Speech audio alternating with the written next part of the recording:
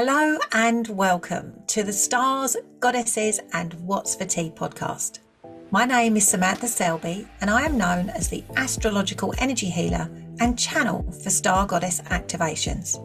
I help the plate juggling women, the ones who really make the world go round, to lead a more spiritually aligned life, to recognise themselves as the goddesses that they truly are. I will be bringing the sometimes complicated concepts of astrology and energy healing down to earth and making them relevant to you and your life. If you haven't already, click on the link in the show notes to download my simple 2-step energy cleansing and alignment ritual so you can have your best day every day.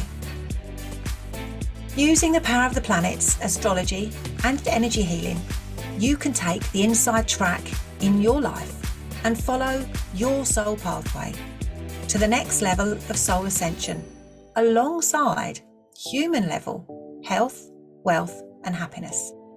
So let's dive into all of this juiciness in today's episode. Welcome to episode 1, Who, What, Why and More. So I am known as the Astrological Energy Healer and channel for Star Goddess activations. My real name is Samantha Selby and I am a mum of 3 children. I have 2 grown-up sons, Thomas and Mikey, and I have a daughter who is 10 and a half, called Rosie. My children have been my biggest teachers, my biggest button pushers, and the most integral part of my life. I'm also a fur mum to Finn, my dog, and kind of fur mum to 2 guinea pigs, Bella and Trix. Yes, Rosie is slightly obsessed with Harry Potter. And feather mum to 2 chickens. Yes, all of these. So the chickens and the guinea pigs obviously are supposed to belong to Rosie, but she kind of, as most kids do, they swerve their responsibilities sometimes. So we have 2 chickens, Cream Egg and Sparkler, named by Rosie. They're quite lucky actually that they are named Cream Egg and Sparkler. We had 1 chicken for a while that was named Bush. Yes, Bush. So when Rosie was about 2 or 3, we regularly get new chickens. Foxes can come and eat them occasionally. So we got new chickens when she was about 2. So she was just maybe 2 and a half, 3. And so we said to Rosie, you can name the chicken. And she stood there for a while when she looked around and we were kind of giving her suggestions. And everything we were saying, she was shaking her head at. And she looked around and she saw a bush. And so she named the chicken Bush. Our chickens have had very interesting names over the years. My son, Mikey, named one of the chickens Keith. Yes, we've had Tika, we've had Masala, we've had Bird. We've had many, many original chicken names. But at the moment, we currently have Sparkler and Cream Egg. So those are that's what I'm known by externally. I'm known by these attachments, these names: Astrological Energy Healer, channel for Star Goddess activations, mum. But that's not all of me. That's not who I am, really. That is the labels that are put upon me by the outside world. I am me. I am the only ever version of me. I am unique. And now that I am celebrating me, this is when I am now truly coming into my own energy and my own power. And this is what I want for all of you. Because you are here to be you. Yes, you can be mum, sister, you can be nurse, you can be healer, you can be librarian, you can be all of those other labels. But ultimately, you're here to be you, and I am here to be me. And this is what I want for all of you, to truly and wholly celebrate yourself in all of your fabulousness as this unique, integral, vital part of the universe. So I've started this podcast in order to help all of you that I'm grateful that tune in and listen, to help all of you be yourselves, to know yourselves on the deepest level, to recognize how glorious you are, to acknowledge all of the parts that perhaps you've been ashamed of in the past, the parts that other people have said are unacceptable, to accept all parts of you and to celebrate and to live your life unapologetically, completely the way you want to. And I know that I've only been able to do this since I have truly recognized myself for who I am. And I've done this by combining astrology, which is the study of the stars and the planets and the energy of the universe, and combining that with deeply transformational energy therapies and techniques. And I know for some people, all of this it can be a little bit confusing. There's lots of words that we don't always understand. And my role is to take all of that information, all of that knowledge, all of the awareness of the stars, the planets, of us, of how we work, how we tick, our psychology, understanding of beings, to take all of that juiciness and to make it simple and easy to understand, to bring the energy of the stars with all of their possibility down to earth, so that all of you can experience the transformations that I have in my life and that I see happening around me all of the time. So this podcast is going to share with you juicy nuggets, insights and understandings about astrology and the fabulousness that is the stars and how they influence our lives, your life, and how we can harness that energy, how we can use the movements of the planets to our advantage, but also how you can understand yourself and know yourself and therefore be yourself. And we can do this by studying your energetic blueprint, your natal chart, and what I call your soul signature, the vibration and frequency that you send out to the world, your unique musical note. And so over the coming episodes, I will be sharing with you all things astrology, all things energy, a smorgasbord. I love that word. It's a little bit like neuroplasticity, smorgasbord and neuroplasticity. I think neuroplasticity is my favorite word. It feels juicy in my mouth. I could eat neuroplasticity. It is just the most incredible word. And what it means is, it means that the neurological pathways in our brain, the way we think, the way we automatically respond to things, can be changed. It's plastic, it's plasticity. It always makes me think of those of you that grew up in the 70s, you would have watched Take Heart with Tony Hart, who was a fabulous artist. And he had this plasticine or kind of clay little figure called Morph. And Morph used to morph into all these different shapes. He used to roll into a ball and then turn into a little man and then turn into all these different things. And neuroplasticity is exactly that. It is the way that we can dismantle old ways of doing things and rebuild them. We can literally recreate our thought processes, patterns of behavior, beliefs, thoughts, and emotions. And that's why I love neuroplasticity, and because it tastes so juicy in my mouth. If I could taste neuroplasticity, I think it would be chocolate.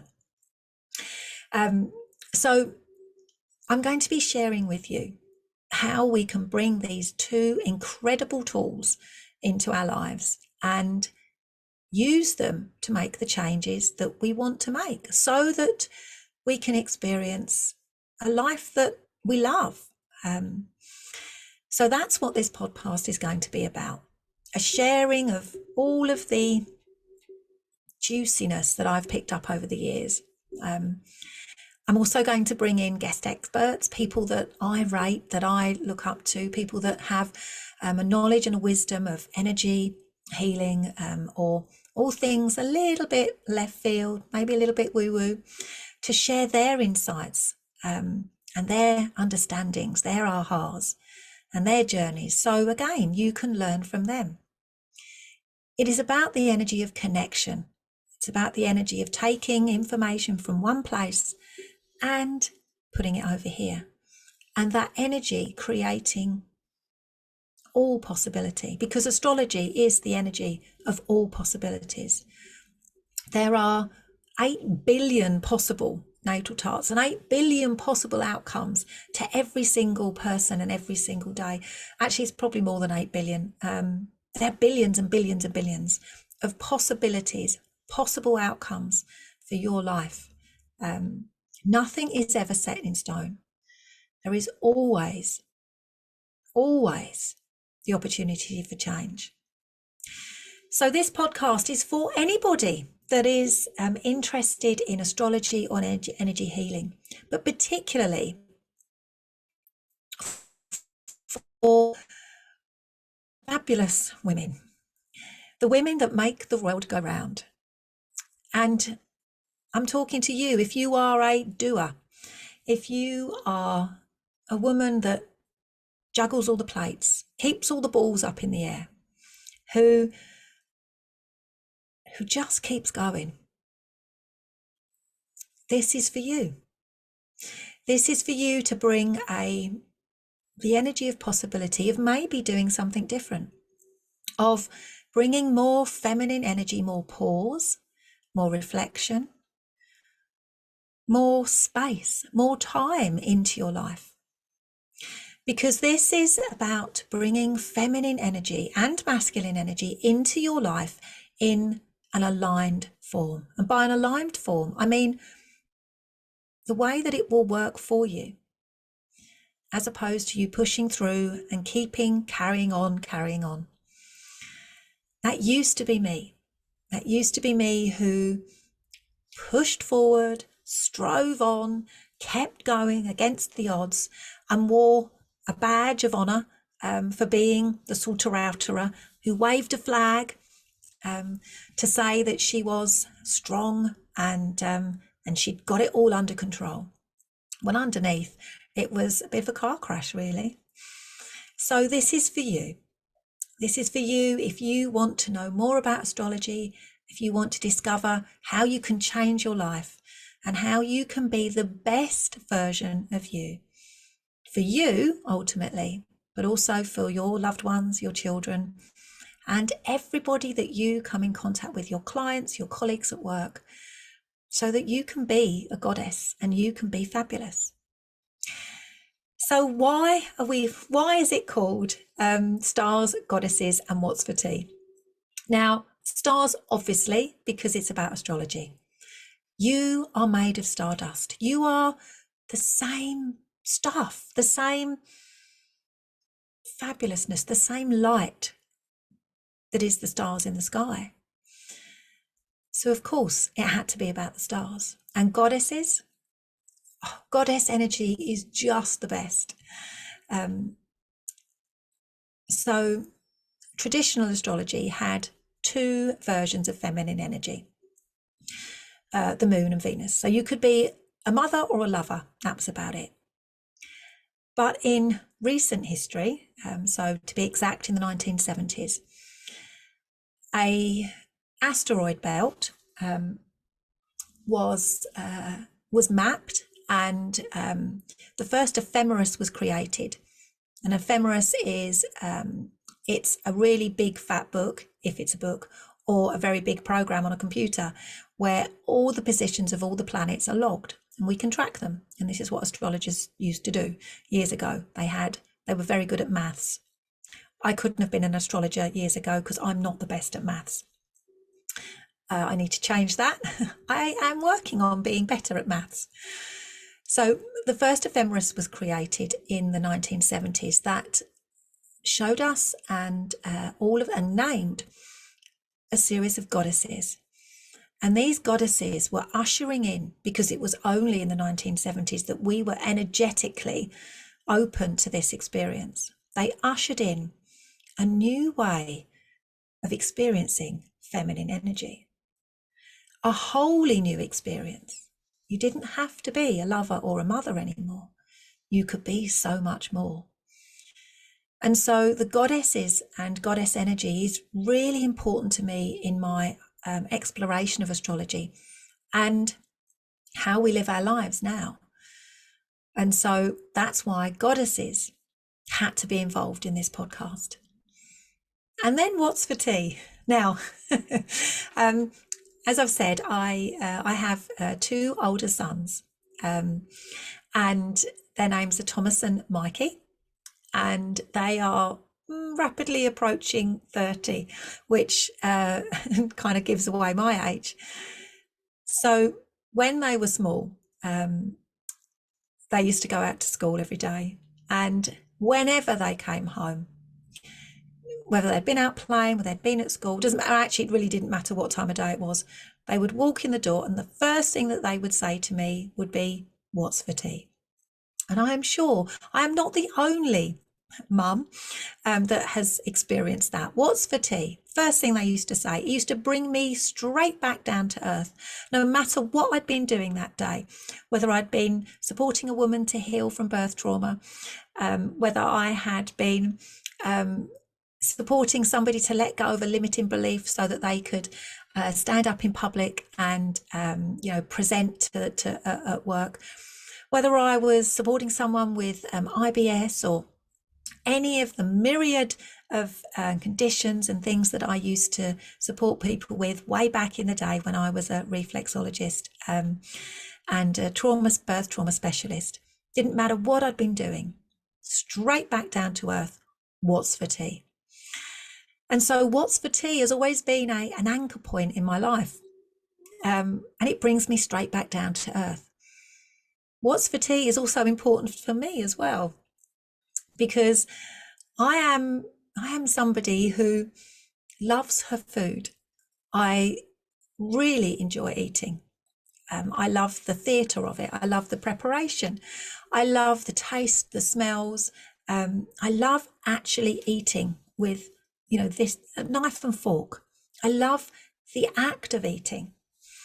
And eating is sacred to me. It's feeding and fueling my body. And so I do have a tendency of, when I've finished whatever meal I'm finishing, I'm already thinking about my next one.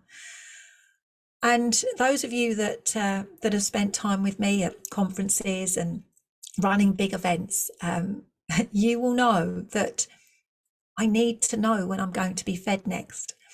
I suspect in a past life I was probably starved to death in some shape or form. And so in this lifetime, I need to know what my next meal is.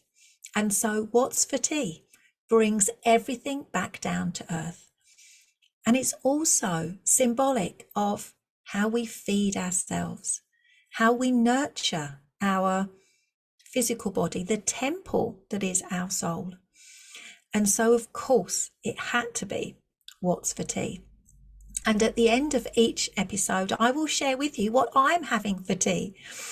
And it would be fabulous if you could let me know what you're having for tea. Let's celebrate our tea. So when I do have guests on the podcast, which I will be doing, I will also be asking them what their favourite tea is. So we will always bring everything back down to earth, to make it simple, to bring it down to a human existence and a human awareness. So what are you going to expect over the coming episodes? So I will be sharing with you, as I said, each week, tips and understandings about astrology, about the stars in the heavens, the stars up above, the stars that beam their vibration and frequency down here to us on Earth. I will also be sharing about your energy blueprint, your energy signature, your soul signature, and how we can make the most of the juiciness, the magic that is astrology, and combine it with energy healing so that you can just live a glorious life, so you can have fun, so you can laugh every day, so that you can change how you are feeling at any point in time, because that's when the magic happens, because you're taking back control of your life and your energy, and therefore your future and everything that happens in between. So I'm so excited to be launching this podcast and to be taking you on a journey of discovery. I'm really overwhelmingly excited about this. So I hope that you'll come along for the ride. It really is going to be just so much fun. Thank you for listening to today's episode. It's always good to hear what you think, so please let me know by leaving a comment. And if you loved what you heard, then it would be amazing if you shared it with your friends. If you would like to explore astrology and energy healing on a deeper level, come and join a community of open-hearted souls inside my Facebook group, Astrological Energy Healing for Life and Business. So until next time, love and starlight. Bye for now.